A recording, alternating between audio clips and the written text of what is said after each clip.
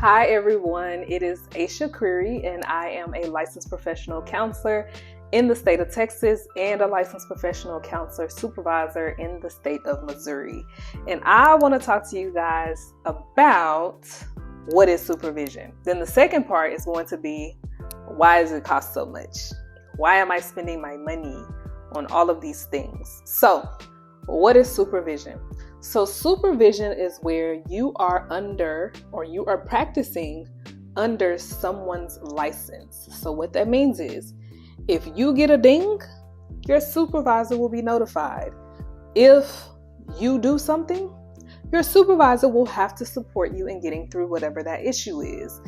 And also, supervision includes mentorship, it includes training, it includes teaching, it includes advocacy, and it includes pushing you to be the best version of yourself in clinical practice. So, supervisors typically support you in consultations, meaning if you have a difficult case, you can bring this to your supervisor in confidence, knowing that they're not going to share this with anyone, and they're going to help you navigate that particular case. Another thing that comes with supervision is going to be how to advocate for yourself at your place of employment. For example, if you're in a school district and you are providing direct counseling services as a school counselor, but also gaining your hours as an LPC associate, you might be asked to do things that is not within your APA code of ethics or ACA code of ethics, or your ASCA code of ethics, or things that are not within your scope of practice. So, you might have to advocate this while also maintaining your job, while also protecting the clients that you serve within the school district. And so, the role of your supervisor is to help you navigate those difficult conversations with your supervisors on site, with your peers on site, with the different departments that you work with. That is their job, to help you navigate that space and advocate for yourself, especially if you're practicing outside of your limitations and outside of your role. For example, if you're working at an agency and they're telling you that in addition to direct counseling, they want you to do case management, or they want you to do certain things with your clients. Some of these things might be outside of your scope of practice. For example, me knocking on somebody's door to help them with community resources may be outside of my scope and practice as a licensed professional counselor. But as a licensed clinical social worker or LMFT, that's within my practice in addition to providing direct services if that's what my role entails. But if I'm a licensed professional counselor, that might not be within my scope of practice for direct counseling services. And yes, it might be your job and they may be telling you to notate it as direct hours. It's still outside of your scope of practice. Or if you're in a position where they're telling you to notate things a certain way and it's unethical, or you didn't see that client and they're telling you to do it anyway, your supervisor is there to support navigating these difficult conversations. Because of course you don't want to lose your job, but also at the same time, you don't want to be put in a position where you are potentially putting yourself at risk for not being able to get a full license because your supervision site or your site is asking you to do things that's not within your scope of practice, or they're asking you to do things that could be potentially considered dual relationships. Or it could be a situation where they're just telling you to do stuff and you didn't do it. And as you and I both know, that's forgery. That could potentially be insurance fraud, and that could potentially cost you your license. So your supervisor is there to help navigate these places while also maintaining your job, but also protecting your license. Okay. Your supervisor is also going to be maybe supporting you in additional supervision things. For example, if you have a traditional supervisor that's on site, they might not be teaching you anything about private practice. Whereas an outside supervisor could potentially teach you about private practice, but they can also be teaching you about developing your niche and some of these other things that you might not get from an on-site supervisor. Your supervisor, depending on the site, your supervisor, right? Sometimes they're going to read through your notes. They're going to audit. They're going to make sure they're in timely. They're going to make sure that your notes won't come back to bite you. These supervisors are also going to be making sure that you are doing your notes ethically.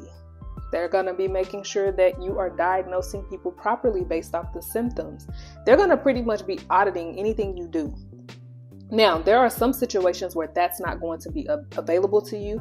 For example, if you work in a hospital and you have an outside supervisor, they can't dictate and control how you notate within the hospital, but it is important that they have the opportunity to consult with you about how you're taking notes and about how your note-taking practices could potentially harm you later. Your supervisors are also going to be going to court with you. So if you ever get someone that files a complaint against your license while you're under supervision, your supervisor is going to be clearing their schedule, usually, to help mitigate this process for you. They're also going to be helping you through difficult cases, meaning if you have a client that you're struggling with or you're stuck, their job is to help you navigate getting unstuck or helping you navigate the things that you need to move forward. They're also going to be helping you in growing your counseling skills. So if you are someone who struggles with empathy, you might want to find a supervisor who is good at their language and their word choice, who's going to teach you this is how you talk to clients who are struggling with personality disorders. This is how you navigate a client in crisis. Not only how do you help them, but how do you also set boundaries at the same time. They're also going to be supporting you with all kinds of things when it comes to your clients and your cases. So you just want to make sure that you know what to expect. They're also going to be signing off on your paperwork. They're going to be auditing your hours. They're going to be making sure that they're accurate. They're going to be keeping a list of when you met, how long you met, what did you talk about. If they put you on a growth plan because you've done something that could potentially mess you up later, or for their sake, they notated a issue or they notated an incident, they keep record of that. So if something ever happens and you get audited, your supervisor will have everything for you to be able to get to the board. They will also be the one that's not only you'll track your own hours, but they'll also just be making sure that your hours make sense. Okay, are you putting indirect hours in accurately? Are you putting direct hours in accurately? Are you putting things as indirect hours that really should be direct hours, and vice versa? So they're going to be going through, teaching you and showing you how to clean that up to make sure that you get everything that you need while under supervision. They're probably also going to be helping you, depending on the supervisor and depending on, how you navigate the space. They may be helping you find a site. If you currently have a site and you have a supervisor, if something happens with that site, maybe they close down, maybe they're asking you to do things that are unethical, maybe their stress levels at that particular practicum site is too much, they may help you in navigating and finding a new place of employment. So, I said all this to say is, your supervisor should be doing or is going to be doing a lot. So don't think that just because you're meeting with them once a week, you shouldn't be paying the $100 per session, or you shouldn't be paying whatever their price is, because you're getting a lot out of supervision. It's not like they're not accessible, right? And if there's an emergency case situation and you're texting them, most supervisors don't really charge for that just because it's text and they got 15 minutes and they take a call. But you're also getting a lot of free time in there that they haven't calculated in your supervision fee. So just be mindful of what you're paying for, your quality, and all the things that your supervisor are putting into helping you grow into an effective professional counselor. So that's what supervision is. Now, why does it cost so much? It costs so much because of everything that they do. Let's start there. 2, it costs so much because time is money. And if I have to block off an hour for supervision for you or for a group, I need to get my money's worth. And that sounds very, very bad, but it's true. If you set aside an hour of your time every week and you're giving someone tools, techniques, tips, showing up to court, doing their documentation, you're going to want your $100 an hour, or you're going to want your $600 a month, or your $700 a month, or your $500 or $300 a month. You're going to want your money for your time. Because even if you miss a group, some way, somehow, I will have to have found some time that week to meet with you. No, I can't just notate a text message as a supervision session, because that's not what that is. Now, if I get on the phone with you and you miss your group supervision and we talk for 30 minutes to an hour, then I can notate that as a supervision session. Now, I will have notation of incidents where we've talked about incidents that occurred that we had to navigate through. But if it only took me 10 minutes for that incident that I didn't anticipate. So you just want to be mindful of, you're paying for somebody's time. You're paying for someone's professionalism. You're paying for someone to stick their neck out on the line for you. Again, if you do something wrong, me in Missouri, right? Because I'm a licensed professional counselor in Missouri, not in Texas. Me, whoever's supervising you, they're going to be the ones that's going to have to go to the board with you. They're going to be the ones that's going to have to help defend your license. They're going to have to be the ones to say, they made this mistake, but we have been working on this, so I can vouch that don't not give them their license. I'm going to make sure that we've worked through this. This is what we did internally. They did this thing. They notified me of it. We talked to the licensing board. I put in place a growth plan, and I guarantee you this should not happen again. Now, your supervisor might drop you after an incident like that, depending on what the incident is, right? But I'm sticking my neck out on the line for you. So if you develop a dual relationship with the client, an inappropriate relationship with the client, if you're falsifying records on some things and I'm not aware of it, I still have to support you in navigating that as your supervisor. Now, again, I can drop you and I don't have to. But at the same time, if I'm your supervisor, I also have a duty to protect. So if you're doing things that are unethical, my job is to protect the general public from harm.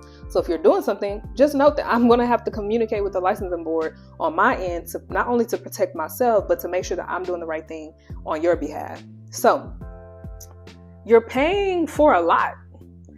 You're paying for someone's time, their energy, their capacity, their professionalism, their ethical supporting, their ethical support. You are paying for them to pretty much be at your beck and call, literally like a kid. You're a kid in this industry, and I am the mom or the dad or the whoever, the big auntie, whoever you want me to be. But my job is to hold your hand throughout this entire process. So yes, $300 is a lot. Yes, $500 is a lot. Yes, $600, $700, $800 is a lot, depending on what supervision look like. Yes, it is a lot, but what are you getting with that? Again, if you got somebody charging you $600, $700, and they're providing LPC supervision, LPC associate supervision, and they're providing RPT supervision, and EMDR consulting, and they're doing your documentation, and they're coaching you, and it's worth it. It's worth it. Now, know your budget. I understand that supervision is expensive and you might really, really want a clinical supervisor and this particular supervisor, but if their prices are not within your price range, don't do it. Go with someone with a lower price range who can still provide you quality of services or quality supervision. Save some money. And then the second half of supervision, or the last 4 or 5 months of supervision that you have left, or the last 1,000 hours that you have left, then maybe switch supervisors to a supervisor that's more expensive and that's more of what you're looking for. But at the same time, you also don't have to do that. You can consult with other professionals in the profession.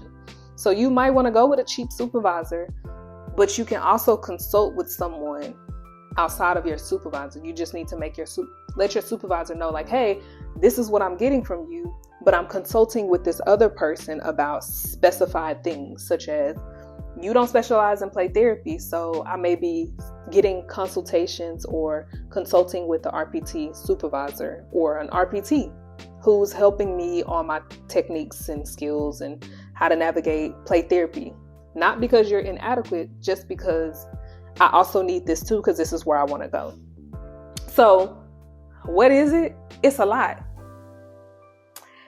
Supervision is a lot. Supervision is a lot. So if somebody give you a price, they price is they price, especially if they're good. Now, if they're giving you these high prices and you test it out and you don't get what you need out of it, advocate for yourself and say, hey, I need more of this. This is what I'm looking for in supervision. Even though we interviewed each other, we talked about this and I'm not getting this. Talk about it. Don't just spend your money and not advocate for yourself. So if you need more support on counseling skills, see if your supervisor can sit with you and y'all do mock sessions, or they can help you have conversations. They can help you speak using empathy, right?